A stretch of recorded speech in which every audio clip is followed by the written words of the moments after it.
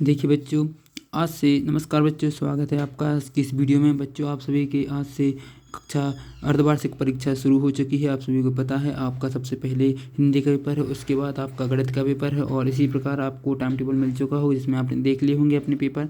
और इसके बाद आज जो हिंदी का पेपर होने जा रहा है वह मैंने कहीं से देखिए मुझे ये पेपर मिल गया है ओरिजिनल। तो आप देख सकते हैं यहाँ पर पूर्णांक छाट का ये प्रश्न पत्र आएगा और समय 2.5 घंटे रहेगा। तो ये सब तो आपको जानकारी है ही।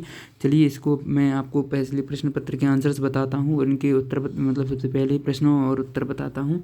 तो देख लीजिए, यहाँ पर पहला प्रश्न दिया है, विनम्रता का शत्रु कौन नहीं है? अहंकार, घमंड, अभिमान और नम्रता। तो इसमें सही आंसर क्या हो जाएगा इसका? विनम्रता का शत्रु कौन नहीं है, इसका आंसर हो जाएगा नम्रता। उसके बाद देखिए, खड़गसें का हृदय परिवर्तन कैसे हुआ? तो खड़गसें का हृदय परिवर्तन बाबा भारती के विचारों से हुआ था। उसके बाद प्रश्न नंबर जो तीसरा, हमें व्याकरण परिवार में मालकिन कौन है? तो व्याकरण परिवार की मालकिन कौन है? क्रिया इसकी व्याकरण परिवार की मालकिन हो जाएगी। चादर के अनुसार क्या पसारना चाहिए? तो पैर इसका आंसर हो जाएगा। उसके बाद देखिए, माता का पर्यायवाची शब्द क्या है? तो माता का पर्यायवाची जननी हो जाएगा। उसके बाद देखिए, नीचे दिए गए रिक्त स्थान ये भरने थे आपको। राजा विक्रमादित्य की नगरी से ही खालिस्तान स्वतः प्रारंभ हुआ। तो क्या प्रारंभ हुआ है? विक्रम संवत प्रारंभ हुआ है। ठीक है, यहाँ विक्रम आ जाएगा, इसका आंसर क्या आ जाएगा? विक्रम आ जाएगा। उसके बाद यहाँ देखिए, अगला प्रश्न हमें दिया गया है, अब कोई खालिस्तान की सहायता से मोह ना मोड़ेगा। 8वां प्रश्न क्या दिया है? अब कोई खालिस्तान, तो यहाँ गरीबों की सहायता से कोई मोह ना मोड़ेगा। डॉक्टर भाभा के पिता का नाम खालिस्तान था। तो डॉक्टर भाभा के पिता का नाम क्या था?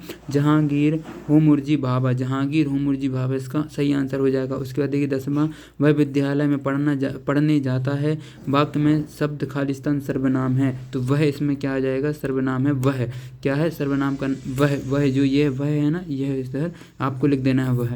उसके बाद देखिए 11वां प्रश्न जो हमें पूछा गया है, मध्य प्रदेश छत्तीसगढ़ का विभाजन कब हुआ? तो मध्य प्रदेश से छत्तीसगढ़ का विभाजन 1 नवंबर 2000 कब हुआ? 1 नवंबर 2000 को हुआ। मध्य प्रदेश से छत्तीसगढ़ का विभाजन 1 नवंबर 2000 को हुआ। इस प्रकार आपको लिख देना है। सामान्यतः कौन सी जनजाति जड़ी बूटी की विशेष जानकारी रखती है? तो आप सभी को जो सहरिया जनजाति है, सामान्यतः सहरिया जनजाति जड़ी बूटी की विशेष जानकारी रखती है। इस प्रकार आपको लिख देना है।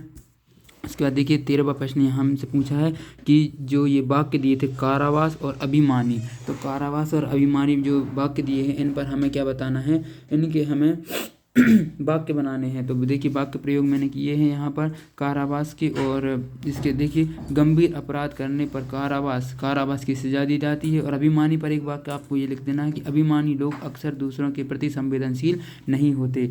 उसके बाद देखिए अगला प्रश्न, कबीरदास को सबसे बुरा आदमी कौन मिला? तो कबीरदास के मुताबिक जब उन्हें इस संसार में बुराई खोजने की कोशिश की तो उन्हें कोई बुरा नहीं मिला। उन्होंने कहा था कि जब उन्हें अपने मन में झांक कर देखा तो पाया मुझसे बुरा ना कोई, उनसे बुरा कोई नहीं था। ये कबीरदास के द्वारा कही गई कविताएं भी आपने पढ़ी होंगी। देखिए 15 प्रश्न, अणु बम के प्रयोग से क्या होता है? तो अणु बम या परमाणु बम से के इस्तेमाल से बड़े पैमाने पर विनाश होता है और आप सभी को पता है बिजली भी उत्पन्न की जाती है। योजक वाले कोई 4 शब्द लिखिए। योजक चिन्ह होते हैं, तो उनसे 4 शब्द इस प्रकार आपको लिख देने हैं, माता पिता, लाभ हानि, गीत संगीत और साथ साथ।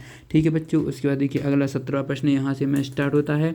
17वां प्रश्न पूछा है कि मध्य प्रदेश की मुख्य भाषा क्या है? तो मध्य प्रदेश की मुख्य भाषा हिंदी है और इसकी जो और भी भाषाएं हैं, देखिए हिंदी आधिकारिक भाषा है, जैसे और भी जो दूसरी भाषाएं बोली जाती हैं तो वह देख लीजिए मराठी, उर्दू, मालवी, नेवाड़ी, भील भी बोली जाती है यहाँ पर। तो ये भी आपको लिख देना है। उसके बाद देखिए 18वां प्रश्न कि मीठी वाणी के कोयल का उदाहरण क्यों दी जाती है? तो जो कोयल है अपनी मीठी वाणी से सबका मन हर लेती है, जबकि कौवे की काँव काँव से किसी अच्छी नहीं लगती। वाणी के बिना सब कुछ मीठा, वाणी पर व्यापक, मीठी वाणी कार्य सिद्ध हो जाती है। इस प्रकार आपको इसका आंसर लिख देना है।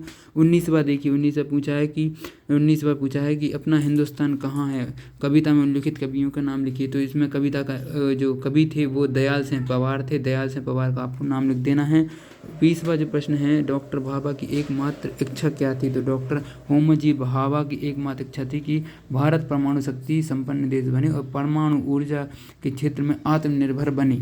ठीक है। उसके बाद देखिए अगला प्रश्न हमसे पूछा है कि अपने प्रधानाचार्य महोदय को स्थान पत्र प्रमाण पत्र लिखना है, जो कि एक प्रार्थना पत्र लिखना है आपको। तो देखिए यहाँ पर आप है ये प्रार्थना पत्र, सेवा में प्रधानाचार्य महोदय, विद्यालय का नाम, स्थान स्थानांतरण और प्रमाण पत्र हेतु प्रार्थना पत्र लिखेंगे आप यहाँ विषय में, और महोदय नवोदय लिखकर यहाँ से आपको स्टार्ट कर देना है कि मैं आपसे विनम्रता निवेदन करता हूँ कि मैं कक्षा 10वीं का छात्र हूँ और अपने परिवार के स्थानांतरण के कारण दूसरे शहर में जाने वाला हूँ, अतः मुझे विद्यालय से स्थानांतरण प्रमाण पत्र की आवश्यकता है और मेरे विद्यालय का नाम ये है। आपको अपने विद्यालय का जहाँ आपका स्थानांतरण चाहिए आपको उधर का नाम लिखना है और उसके बाद आपको धन्यवाद लिखकर यहाँ पर समाप्त कर देना है। ठीक है। अगला प्रश्न देखिए, योजक चिन्ह वाले, ये तो हो गया था योजक चिन्ह। हाँ, इसमें एक और प्रश्न है, योजक चिन्ह वाले 3 शब्द लिखिए। 2 बार ये योजक चिन्ह वाला पूछा गया है तो आपको लिख देना है गीत संगीत माता पिता लाभ हानि साथ साथ कभी कभी, इस प्रकार आप लिख सकते हैं।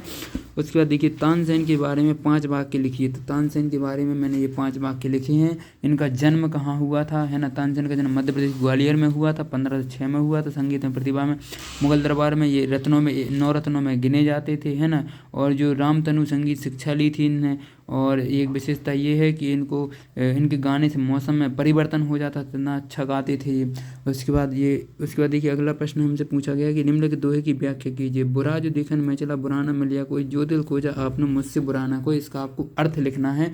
तो देखिए इधर अर्थ इसका मैंने लिखा है कि पंक्ति का अर्थ है बुरा जो देखन में चला बुरा न मिलिया। तात्पर्य है कि व्यक्ति दूसरों में दोष खोजने निकलता है, उसे कभी भी पूर्ण बुराई नहीं मिलती। या फिर इसमें आप ये लिख सकते हैं कि जब उसने अपने आंतरिक स्वरूप को परखा तो उन्होंने पाया कि हमसे बुरा कोई नहीं है। और यह हमें क्या सीख देता है, क्या संदेश देता है। तो दोहा हमें सिखाता है कि बुराई की खोज बाहर नहीं बल्कि अंदर की जानी चाहिए। हमें स्वयं में सुधार करने पर ध्यान देना चाहिए, है ना। उसके बाद देखिए यहाँ से ये आपको एक गद्यांश पूछा जाएगा। तो ये गद्यांश के ये प्रश्न हैं, तो इन प्रश्नों को देख लीजिए और इनके आपको आंसर इसी में ढूंढने पड़ते हैं, तो आप अच्छे से ढूंढ लीजिएगा। उसके बाद एक त्यौहार पर निबंध आया है, 10 वाक्य लिखने हैं। तो मैंने दीपावली है, सबसे बढ़िया त्यौहार है दीपावली, तो इस पर मैंने आपको ये निबंध बताया है। वीडियो को पॉज कर आप इसको देख लीजिएगा। और जो आपका अगला गणित का पेपर होने जा रहा है, अगर आप चाहते हैं वो आपको समय से पहले पता चल जाए और आप उसके पूरे में से पूरे अंक प्राप्त करना चाहते हैं तो चैनल को सब्सक्राइब कर लीजिए। मिलते हैं नेक्स्ट वीडियो में। Thank you.